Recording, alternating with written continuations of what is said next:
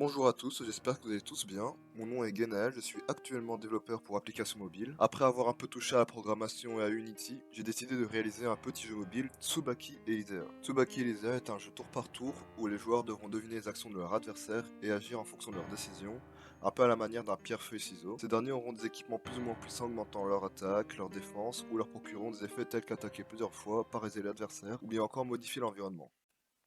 Depuis toujours, j'aime bien dessiner. Je dessine beaucoup sur des papiers, dans des cahiers, même à l'école, je dessinais sur les feuilles de cours.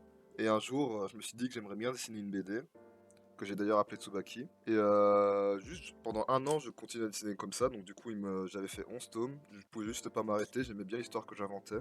Et très récemment, je me suis dit que ça serait bien de mettre à plat le scénario que j'avais inventé à l'époque. Alors, je l'ai fait dans un Notion. Et plus je le faisais, et plus je me perdais dans la profondeur du scénario que j'avais imaginé. Et je me suis dit que ça serait bien d'en faire profiter un certain public. J'ai donc décidé d'en faire une série de jeux vidéo, car à ce moment-là, j'apprenais Unity. Et j'avais commencé par faire des jeux en 3D, donc la modélisation 3D avec Blender, et même de l'animation. Même si je trouvais que je me démerdais pas mal, c'était pas parfait. Leave me alone!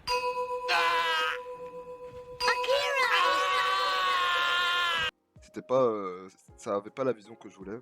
Je n'y arrivais juste pas parce que j'étais juste pas assez doué pour ça. Mais ça m'avait permis de prendre un peu la main avec Unity. Donc j'ai pu commencer un autre projet en 2D. Et après un petit brainstorming, j'ai réussi à trouver un gameplay simple, efficace, en 2D qui rassemble toutes les forces que j'avais. Et j'ai aussi décidé de raconter l'histoire à travers les objets, un peu la manière d'un Dark Souls. Mais bien évidemment, je compte bien faire une ligne scénaristique, mais plus tard. Pour l'instant, j'ai décidé de faire quelque chose de simple. Et voilà, c'est ainsi que ce projet est né.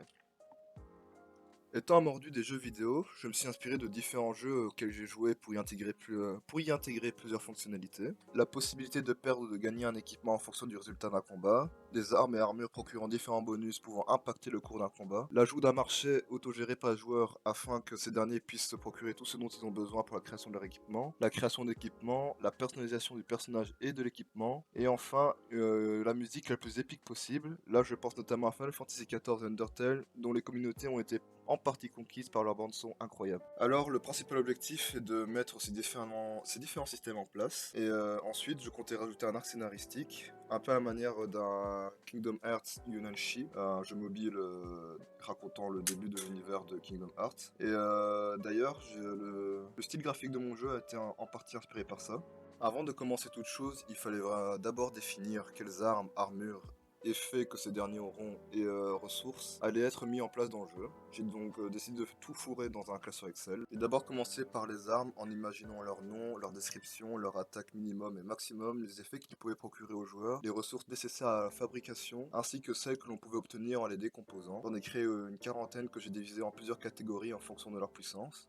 Tout d'abord normal, puis rare, très rare, épique, légendaire et divin. Ce serait mentir de dire que je n'ai pas du tout pensé au système de classification de la série de Borderlands en faisant ça. J'ai ensuite créé différentes armures de la même manière. C'est en les dessinant un peu plus tard que je me suis rendu compte que je pouvais les diviser en 4 catégories: casque, plastron, bras et jambes. C'est donc 47 d'armure et 250 pièces d'équipement différentes qui ont été prévues à ce moment-là seulement. J'ai ensuite listé les effets que procurent ces armes et armures, les différentes valeurs que ces dernières pouvaient prendre, leur nom, etc.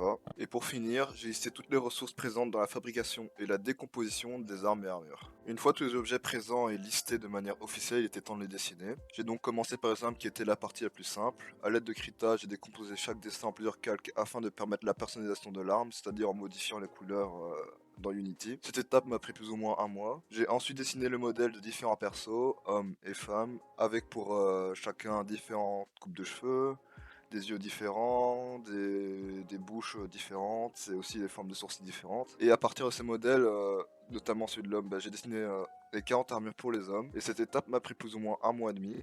Cependant, en faisant ça, j'ai commis une erreur. En effet, j'aurais d'abord dû tester au moins une des armures que j'ai dessinées dans Unity, histoire de voir si cette idée que j'ai eue de personnalisation fonctionnait correctement. Et évidemment, ça n'a pas fonctionné correctement. Oh my god, bro. Oh, hell no, man. What the fuck? Comme on peut le voir, le dessin se déforme, enfin le pied se déforme vraiment mal.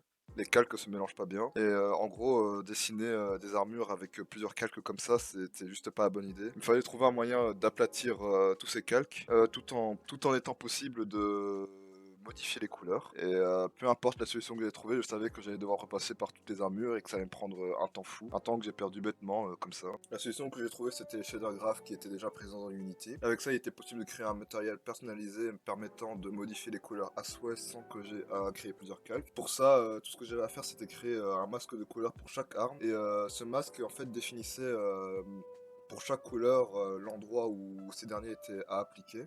Et j'avais ensuite à multiplier, on va dire, un calque de base par un calque contenant le masque de couleur. Et avec Shader Graph, il était possible par la suite de modifier toutes ces couleurs. En gros, ça permettait de créer une personnalisation sans pour autant être obligé de créer plusieurs calques à la fois. Et donc, cette étape, l'inconvénient, c'est que j'étais obligé de faire des masques de couleurs pour chaque arme et armure, ce qui m'a pris vraiment un mois pour les armes. Et ça allait me prendre 3 mois pour les armures, si je faisais tout. J'ai donc décidé de limiter les armures présentes dans la bêta. Ouais, c'est d'ailleurs à ce moment-là que j'ai décidé de faire une bêta. Logique. Et donc j'ai décidé de garder au moins 11 sets d'armures différents. Donc un ou deux armures pour chaque catégorie. Normal, rare, très rare, épique, légendaire, etc. Une fois que j'avais fini de dessiner tous ces masques, il était temps de tous les transporter dans Unity et de créer un matériel pour chaque arme et pièces d'équipement, comme vous pouvez le voir dans la vidéo. Au moment de cette vidéo, il me reste encore une armure à réaliser pour la bêta. Moi, je vous montrerai donc le processus de cette création ultérieurement. Et pour finir, j'ai dessiné toutes les ressources présentes dans le jeu, ce qui m'a pris au moins d'une semaine. C'est assez facile parce que ces ressources ressemblaient toutes. Et j'avais juste à modifier la couleur de certaines ressources, histoire d'en créer les différentes. Pendant que je dessinais, je concevais également une base de données regroupant les différentes caractéristiques des différents objets, les données des joueurs, etc. Étant familier avec MongoDB, j'ai d'abord pensé à utiliser Realm SDK pour l'intégrer dans le jeu, mais pendant que je réalisais la base de données, je me suis rendu compte qu'il existait une solution bien plus efficace, Unity Gaming Service. UGS propose beaucoup de services que j'ai trouvé intéressants dans le cadre d'un jeu multijoueur comme celui-ci. La création d'une économie in-game, la gestion du modèle économique du jeu, des scripts server-side, un système de classement et un système d'authentification. J'ai commencé par mettre en place l'économie,